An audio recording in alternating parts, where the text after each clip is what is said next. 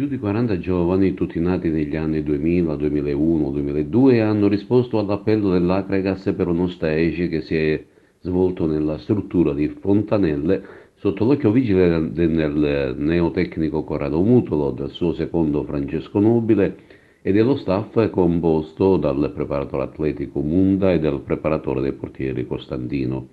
Molti i giovani provenienti dai centri vicini, che si sono dati da fare sotto un sole cocente all'alta temperatura.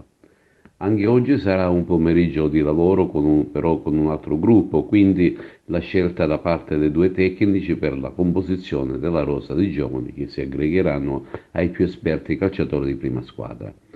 A proposito di quest'ultima, dopo i primi colpi di mercato e qualche riconferma, la società si è un po' arenata in attesa di possibili sviluppi. Quando parliamo di sviluppi ci riferiamo al tanto agognato ripescaggio, per il quale le chance sembrano essere molto ma molto buone.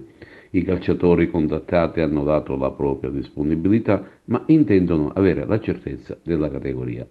Molti di loro hanno dato sulla parola la priorità all'Acregas e la situazione potrebbe sbloccarsi da un momento all'altro.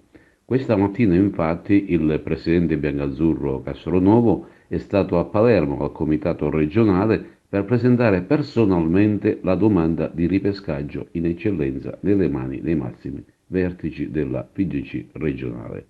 I posti vacanti ci sono e l'Acregas ha tutte le credenziali per ottenere il salto di categoria. Agrigento è capoluogo di provincia, ha uno stadio tra i più funzionali del centro-sud e di recente la squadra ha mancato d'un soffio la promozione nella finale playoff di promozione. Fatto questo molto importante, ma è propedeutico per tutto il resto, per cui la settimana si presenta ricca di arrivi e conferme.